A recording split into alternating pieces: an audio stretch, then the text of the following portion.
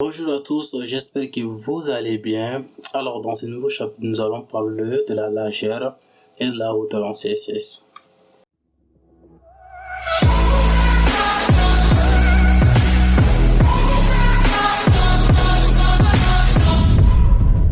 Alors rapidement on nous dit la propriété width.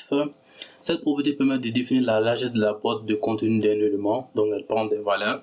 On a la valeur auto qui est la valeur par défaut, la valeur pourcentage qui permet de définir la largeur en pourcentage par rapport à la largeur du bloc contenant le bloc courant. Donc on a la valeur border buffer, la valeur border content, fill, max content, min content, available et la dernière valeur qui est fill content.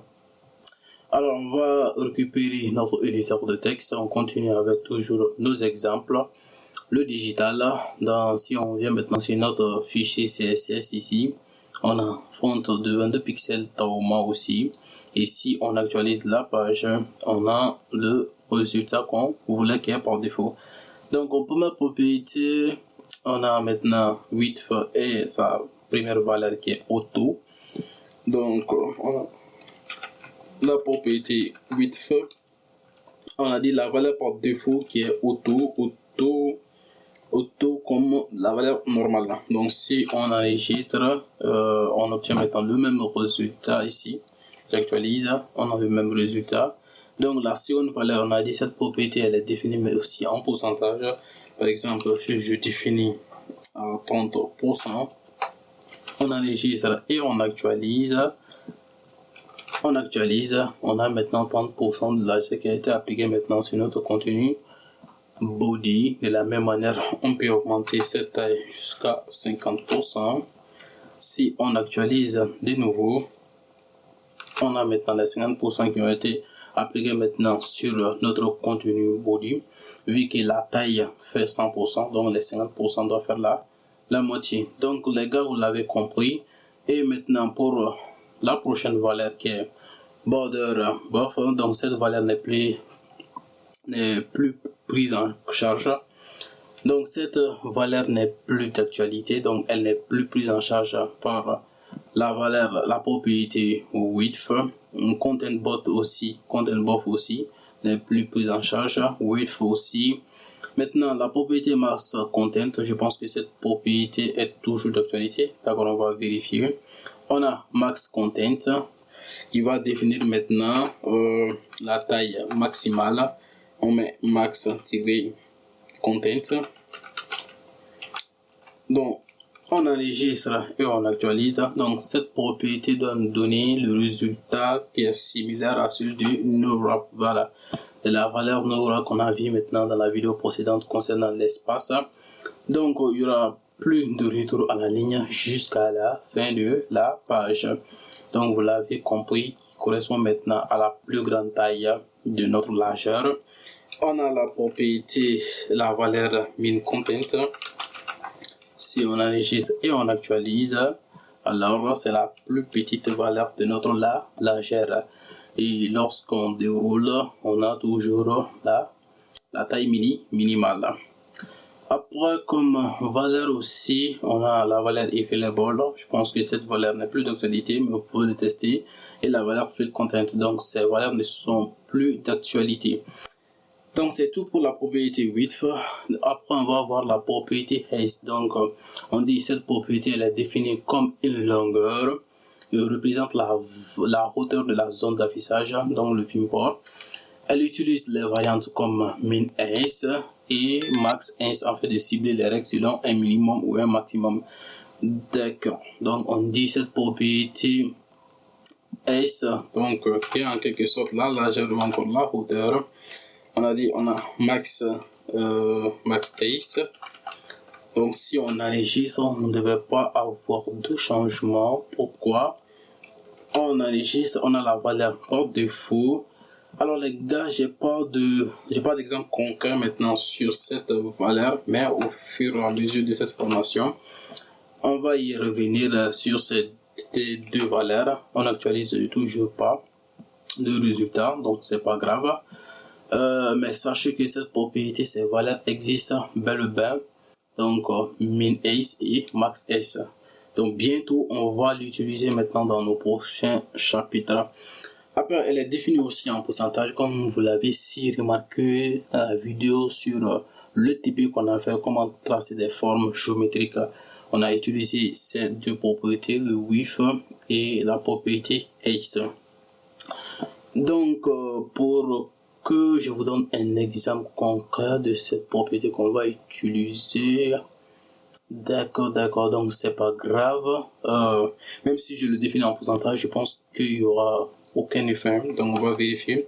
Par exemple, si je mets 70%, on aura toujours le même résultat. Ça ne va rien affecter. On enregistre. Donc on actualise. Donc il n'y a pas aussi de... Qu'est-ce que je peux donner pour cette propriété? D'accord, donc c'est pas grave. Donc c'est que je vous incite à aller regarder maintenant la vidéo sur comment définir des formes géométriques. Allez-y visionner cette vidéo. Maintenant vous trouverez l'importance maintenant sur cette propriété ACE et on va l'utiliser. On va beaucoup revenir sur cette propriété dans nos prochains chapitres. Donc après cette propriété ACE, on va terminer avec une petite mise en forme que j'ai en tête. D'accord. Donc pour cela, on a un premier div ici que je termine ici et un second div. Donc pour le premier div, je vais donner maintenant une classe et je vais appeler maintenant la classe digital. On enregistre et maintenant pour le second div ici, on va définir non pas une classe mais on va définir ici ID et je vais appeler pourquoi pas marketing. Voilà. Donc on enregistre. Maintenant pour le core body, je vais essayer de changer. On va en fait utiliser maintenant la propriété width de sa valeur min content. Je vais vous montrer juste une petite mise en forme de cette propriété. Donc pour la première classe, on avait dit que ça s'appelle digital. Donc qu'est-ce que je peux faire? Donc ne vous inquiétez pas, cette propriété aussi on aura le temps de le voir. Donc juste recopier avec moi. Donc on va prendre la valeur absolue et on va définir maintenant left. Bon par exemple, est-ce que d'accord, donc je vais pas définir left, disons on va prendre top et on va prendre la valeur auto par défaut. Et après, qu'est-ce que je peux appliquer comme mise en forme? On va prendre la propriété width et sa valeur qui est min content, qui est l'objectif maintenant de cette petite mise en forme. Qu'est-ce que j'aurai besoin? Je vais avoir besoin d'une bordure, d'appliquer une bordure, pourquoi pas. Donc de 1 pixel, donc solide. On va prendre la couleur yellow green. On enregistre, on va vérifier d'abord qu'est-ce que ça donne comme résultat. On actualise la page, donc on a maintenant cette propriété qui a été définie d'abord. J'en profite maintenant pour changer la couleur de l'arrière-plan. Donc on va prendre pourquoi pas le black, le noir. Après on va essayer de changer la couleur vu que la couleur de l'arrière-plan est en noir, donc on va changer cette couleur ici. Et maintenant FFF doit correspondre maintenant à du blanc. De la même manière, on va juste copier, coller tout ce qu'on a maintenant sur cette première classe et on va le coller maintenant dans notre div marketing. Donc on le colle, on va essayer de changer quoi? Je vais juste le décaler avec ma propriété left de pourquoi pas left de 200 pixels. Après, on a la propriété, on va essayer de changer la couleur et je vais prendre pourquoi pas là. Je pense que on est bon. On va d'abord actualiser et voir qu'est-ce qu'on a comme résultat. Donc qu'est-ce que vous constatez? On a une petite mise en forme. Je pense que on va ajouter encore le padding.